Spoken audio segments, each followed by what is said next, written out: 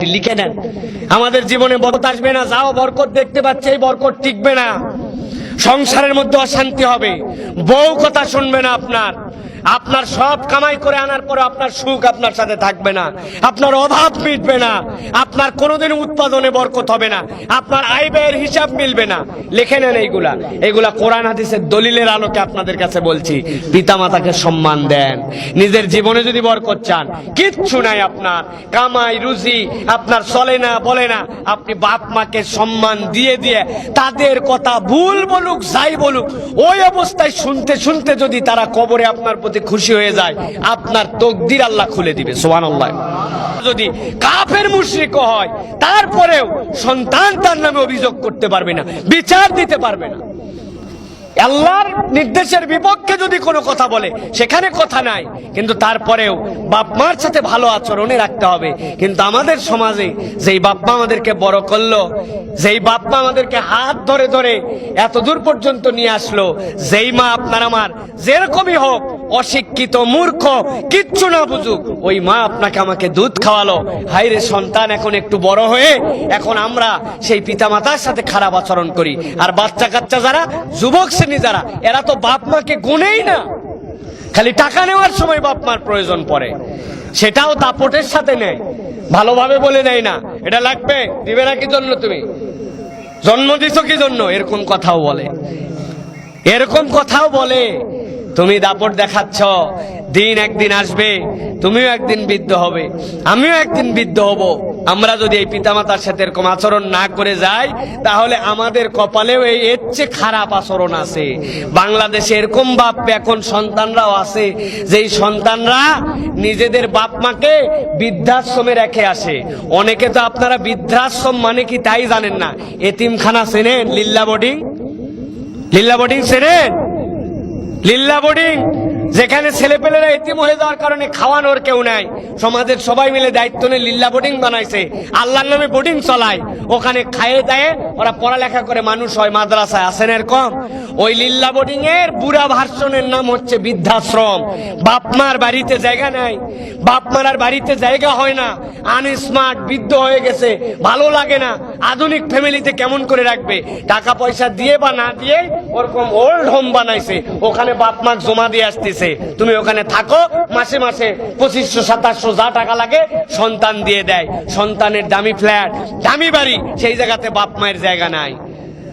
আমরা যদি পিতামাতাকে সম্মান না দেয়, সেই দিন বেশি দূরে নয়, প্রত্যেক জেলা শহরে, থানা শহরে এরকম বৃদ্ধাশ্রম বানান লাগবে, প্রিয় ভাইয়েরা। এবং সেইটার কাস্টমার একদিন আপনাকে আমাকেও হতে হবে। আমি যদি পিতামাতাকে সম্মান না দেই, পিতামাতাকে সম্মান দেন, বাপ মার অনুগত সন্তান থাকেন, বুঝুক না বুঝুক, অত বোঝার দরকার নাই। বাপ মার সাথে কখনো দাপট দিয়ে কথা বলা, তাদেরকে অসম্মান করে কথা বলা, মাতব্বরির ভাব দেখায় কথা বলা, মাকে অসম্মান করে কথা বলা, হ্যাকার দিয়ে কথা বলা, তো তুই খালি আমরা তুই তুকারি পর্যন্ত আমি জানি। মাকে তুই তুকারি করে, বাপ হয়তো কোনো একটা কথা বলছে, পছন্দ হয় না, এই জন্য বাপকে পুরোপুরি অপমানজনক কথাবার্তা বলে, সামনে না বললে পিছনে বলে, আমার বাপের মনে মাথা খারাপ হচ্ছে, চাচা তোমরা একটু বুঝায়, তো কিছুই বুঝতেছে না বুড়া এখন। এইগুলি ভাষা ব্যবহার করা হয়। আপনার সমস্যা নাই, ব্যবহার করেন, আপনার সন্তান বা আপনার সমাজ দ্বারা এর থেকে নিকৃষ্ট ভাষা দুনিয়ায় আপনার জীবনে এনে আল্লাহ আপনাকে মৃত্যু দিবে, গ্যারান্টি এইটা। রাসূলুল্লাহ সাল্লাল্লাহু আলাইহি সাল্লাম বলছেন যে আমাদের সমাজে মুরব্বীদেরকে সম্মান করে না, ছোটদেরকে স্নেহ করে না, আমি রাসূল বললাম সে আমার উম্মতি না। রাসূল যদি কাউকে বলেন সে আমার উম্মত না, তার অবস্থা কি হবে? আবার ব্যাপার হলো নাকি নবীজির উম্মত না হলে কি হয়েছে? আমার কি মৃত্যুই ঠেকায় থাকবে না কবরই ঠেকায় থাকবে? কথা ঠিক কিনা, তাই না? নবীজির উম্মত হলে কি না হলে কি, ও বাবা, ঠেলা বুঝতে পারবেন। কবরে যাওয়ার পরে যখন জিজ্ঞাসা করবে মান রব্বুকা, বলে দিবেন রব্বি আল্লাহ, মুখস্থ করে গেছি আমরা। ওমা দীনুকা, তোমার দিন কি? দিন আল ইসলাম বলে যদি ফেলেন ও কথার কথা।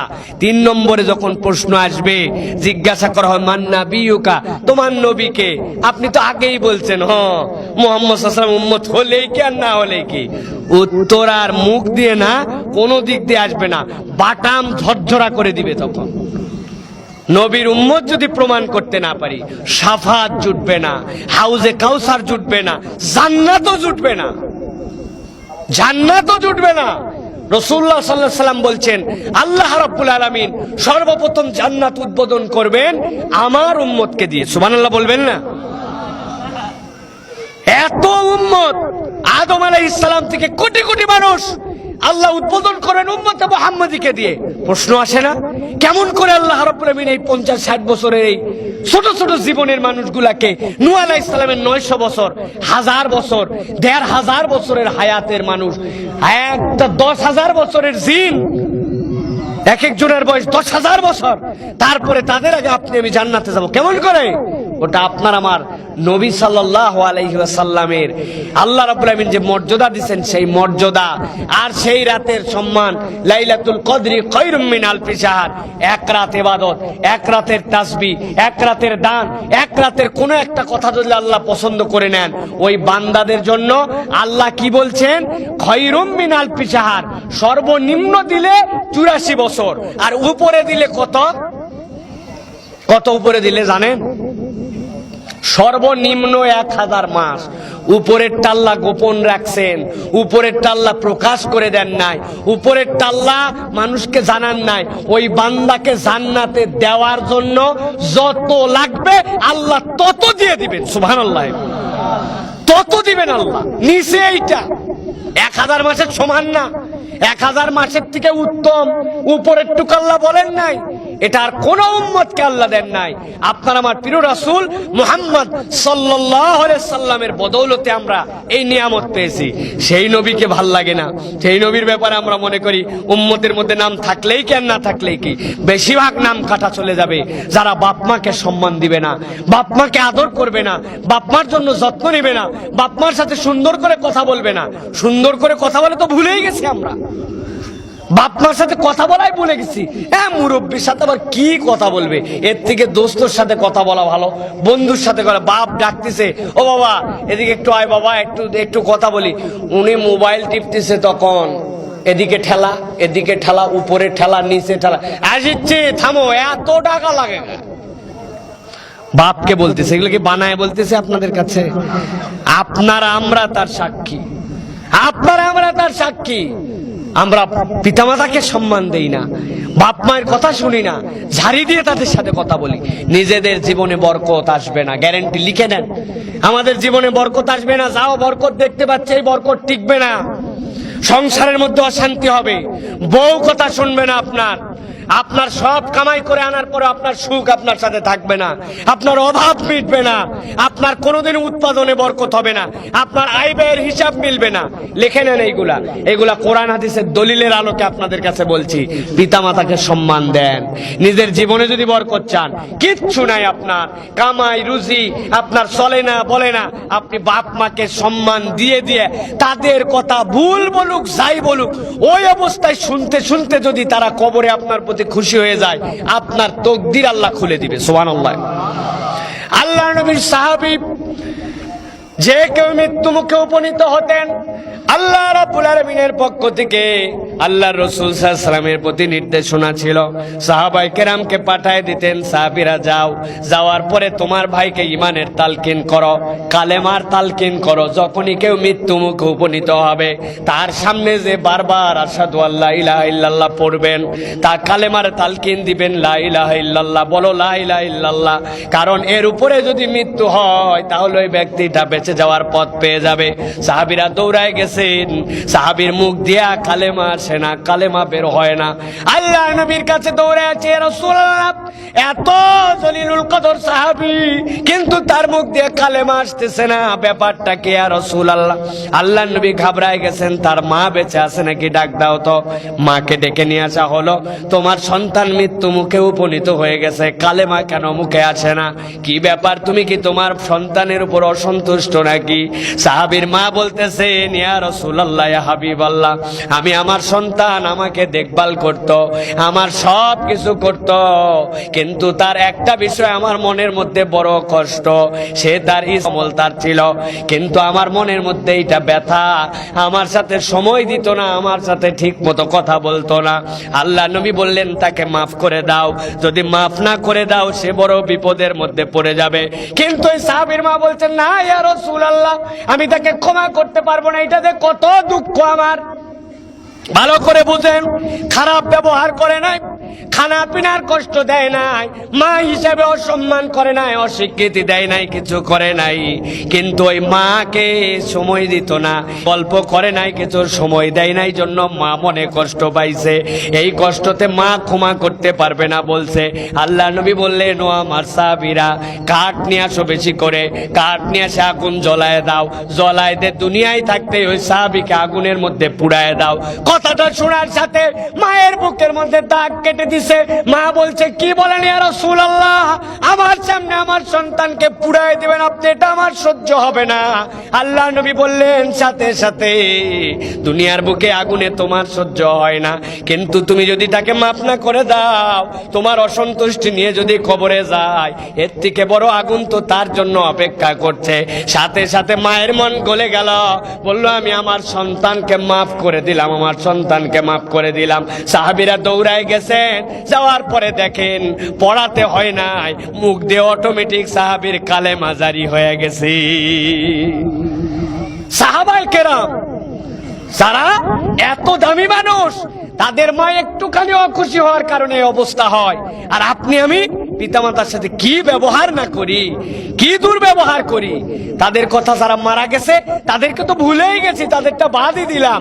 উনার জন্য 5টা টাকা উনার জন্য দান করি না, তার জন্য একটু দোয়া করি না, হাত তুলে তো আসসালামু আলাইকুম মুখের মধ্যে মুছে দিলাম, কিসের দোয়া, কিসের কি, মায়ের কথা মনে নাই, তাদের কথা একটুকু মনে নাই। কিভাবে আপনাকে আমাকে বড় করলো, কি আদর করে আপনাকে আমাকে মানুষ করছে।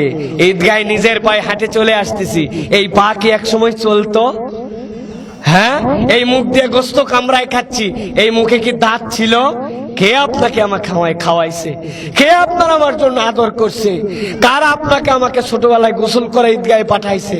সেই বাপ চলে গেছে আমাদের, সেই মা চলে গেছে, তাদের কথা আমরা ভুলে গেছি, তাদেরকে আমরা মনে করি না। তাদের জন্য ন্যূনতম একটু দোয়া করতে হয়, এই দোয়া আসে না, চোখ ভিজে না, তার ভিটায় থাকি, তার দেওয়া জমিতে আবাদ করে খাই, তার দেখানো হাত ধরে বড় হওয়া মানুষটা আমি এখন গোস্ত হাড্ডিতে বড় শক্তিশালী মানুষ হয়ে গেছি, তাদের কথা ভুলে গেছি। খেয়াল করে দেখেন, তাদের জন্য দান, খয়রাত, সাদাকা, দোয়া কিচ্ছু আসে না। আর জীবিতদের জন্য, প্রিয় ভাইয়েরা, সুতরাং আজকের এই ঈদগাহের মাঠ থেকে বলতে চাই, আমরা যদি জীবনে বরকত চাই, পিতামাতাকে সম্মান দিতে হবে, আমাদের পিতামাতাকে সম্মান দিতে হবে, তাদের সাথে খারাপ রূঢ় ব্যবহার করা যাবে না।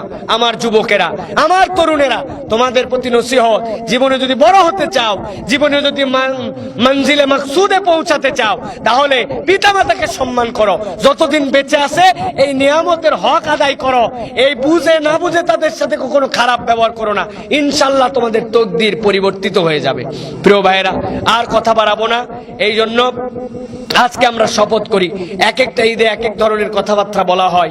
আমি আমার ক্ষুদ্র জ্ঞানে দেখছি এখন যে পিতামাতার সম্মান সন্তানদের থেকে উঠে গেছে, আমরা তাদেরকে যোগ্য সম্মান দিচ্ছি না। সুতরাং আজকের নসিহত আপনার আমার সকলের জন্য, যে আমরা যাদের আমাদের পিতামাতা বেঁচে আছে তাদেরকে যথাযোগ্য সম্মান দেব ইনশাআল্লাহ, এবং যাদের আমাদের পিতামাতা চলে গেছেন তাদের জন্য আমাদের কর্তব্য যেইগুলা, ওয়ালাদুন সালেহ ইয়াদউ লাহু, আমরা তাদের নেককার সন্তান হিসাবে তাদের জন্য দোয়া করব, তাদের কথা মনে করব, তাদের পিতামাতার যারা বন্ধু বান্ধব আছেন তাদের সাথে সুসম্পর্ক রাখবো। চাচার সাথে, এই মুরব্বীর সাথে আমার আব্বা মিশতো, তার সাথে ভালোবাসা বিনিময় করত, গল্প করত, আপনি তাকে একবারে ভুলে যান না, আব্বার বন্ধুদেরকে সম্মান দেন। আরে বাজানের সাথে এই লোকটার সম্পর্ক ছিল, কেমন আছেন চাচা, ভালো আছেন আপনি, আপনাকে দেখলে আমার আব্বার কথা মনে হয়, এটা আল্লাহ রসুলের নির্দেশনা। আপনার পিতার বন্ধু বান্ধবের সাথে সম্পর্ক রাখেন। 3 নম্বরে, আপনি তাদের জন্য কিছু দান সদকা করার নিয়ত রাখেন, যে তাদের জন্য আপনি দান সদকা করবেন। আর সর্বোপরি আল্লাহ রাব্বুল আলামিনের কাছে কাছে সবসময় কায় মনোবাক্যে দোয়া করতে হবে। তাদের ভুলভ্রান্তি হলে আল্লাহ মাফ করে দিও, আর তাদেরকে আল্লাহ জান্নাতের উচ্চ মাকাম দান করো। এটা হচ্ছে যাদের পিতামাতা চলে গেছেন তাদের জন্য ডিউটি। আর যাদের পিতামাতা বেঁচে আছেন তাদেরকে হাদিয়া দেওয়া, গিফট দেওয়া, তাদেরকে শুভেচ্ছা বিনিময় করা, বাপ মা যেন অসন্তুষ্ট না হয় সে অনুযায়ী নিজেদেরকে চলা, তাদেরকে ভালোবাসা দেখানো, খোঁজ খবর নেওয়া সব সময়, এইগুলা যদি আমরা করি ইনশাআল্লাহ আমাদের জীবনে আল্লাহ বরকত দান করবেন। বল আল্লাহুম্মা আমিন। আল্লাহু আকবার, আল্লাহু আকবার, লা ইলাহা ইল্লাল্লাহ, আল্লাহু আকবার, আল্লাহু আকবার, ওয়ালিল্লাহিল হামদ। قلدت ظاهر ما فيهم فبدوت شخصا آخر كي أتفاعل